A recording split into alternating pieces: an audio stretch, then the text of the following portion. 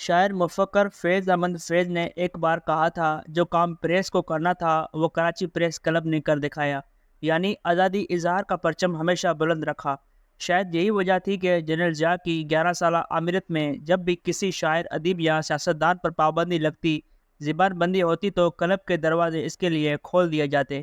ضیاء کے دور میں جس طرح معاشرے میں نفرت نے جنم لیا، شعر و شاعری، ادب، ڈرامہ پر پابندی لگی، ہم لسانیت اور فرقہ واریت کا شکار رہے، اس کے زخم اب بھی تازہ ہے۔ مگر نہ جانے کیوں مجھے آج کے نوجوان سے امید ہے، جس کی ایک جھلک مجھے پچھلے چند سال میں لٹریچر فیسٹیول میں ان کی بھرپور شرکت سے نظر آتی ہے، اور جس کا تمام تر کریڈٹ آرٹس کونسل کراچی اور اس کے صدر احمد شاہ کو جاتا ہے۔ شاید جو کام سندھ کے شاہ، پنجاب کے چودھری، KPK کے خان، بلوچستان کے سردار اور آزاد کشمیر کے حکمران نہ کر پائے، وہ مانسرا سے تعلق رکھنے والے ایک شاعر نے کر دکھایا۔ تصور کریں، 70-80 سال سے زائد عمر کے نوجوان غازی صلاح الدین، نامور اداکار مصطفیٰ قریشی، منور سعید، کشور ناہید اور دیگر ادیبوں اور شاعروں نے PIA کی فلائٹوں کے نہ ہونے کے باوجود بسوں میں سفر کر کے سکھر کے نوجوانوں اور ہم خیال لوگوں میں ایک خاص مقام حاصل کر لیا۔ جو منظر پچھلے 3 دنوں میں اس تاریخی شہر کے شاندار IBA کیمپس میں دیکھنے کو ملا، وہ سندھ میں ایک خاموش انقلاب سے کم نہیں۔ سب سے زیادہ خوشی اس بات کی تھی کہ موضوع سیاست ہو، صحافت ہو اور فرسودہ روایت اور رسمیں ہوں یا کچھ اور، تمام سیشنز میں ان کی شرکت اور سوالات سے ظاہر ہو رہا تھا کہ وہ کیا سوچ رہے ہیں۔ محفل موسیقی میں تو ظاہر ہے بھرپور شرکت ہوتی ہے، مگر اس شہر کے تاریخ کی سب سے بڑی شو اور فیسٹیول میں کوئی ایک بھی ناخوشگوار واقعے کا نہ ہونا انتہائی خوش آئندہ تھا۔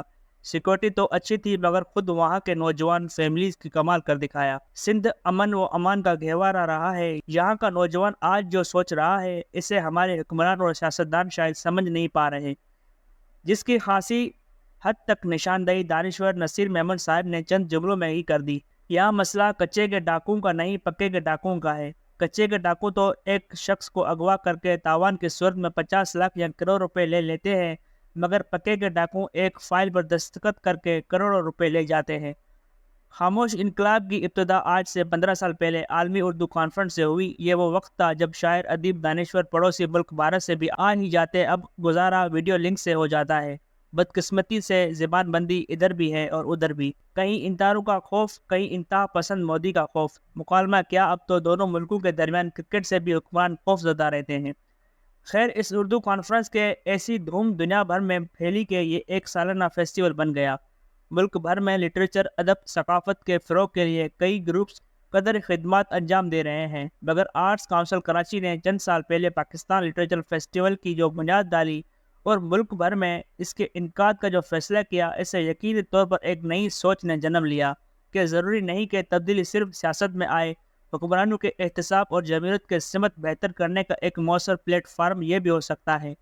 اس وقت چاروں صوبوں میں کئی چھوٹے بڑے شہروں میں اسی طرح کے فیسٹیول ہونے جا رہے ہیں، اور کیا ہی اچھا ہو کہ جس طرح 5 سالہ منصوبے بنائے جاتے ہیں وہ تو خیر صرف پیپرز میں ہی رہتے ہیں، مگر یہ کام وہ ہے جو ملک سے انتہا پسندی نفرت کو ختم کرنے میں وہ کردار ادا کر سکتا ہے جو شاید نیشنل ایکشن پلان بھی نہ کر پائے۔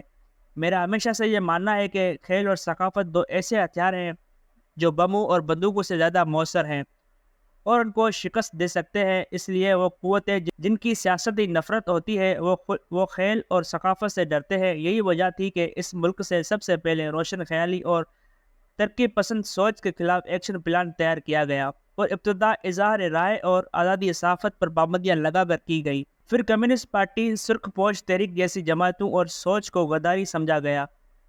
ایسی سوچ رکھنے والے شاعروں، ادیبوں اور لکھاریوں کو پابند سلاسل کیا گیا۔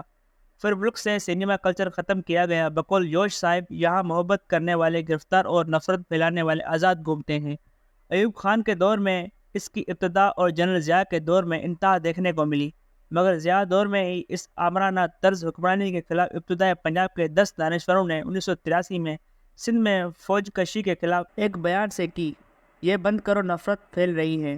انہیں اپنی نوکریوں سے ہاتھ دھونا پڑے، جس پر پھر حبیب ظالم نے لکھا، جاگ میرے پنجاب کے پاکستان چلا۔ پنجاب سے ہی فیض امن میلہ نے مفاہمت شروع کی، اور آج مجھے بھی یاد ہے جس انداز میں اس دور میں نوجوان نکل کر آئے، جو منظر میں نے سکھر میں دیکھا، ایسا ہی کچھ زیادہ دور میں فیض صاحب کا کلام اور اقبال بانو کی آواز ہم دیکھیں گے، لازم ہے کہ ہم بھی دیکھیں گے، میں دیکھنے کو ملا۔ سوشل اور ڈیجیٹل میڈیا نے دنیا بھر میں طوفان برپا کر دیا ہے۔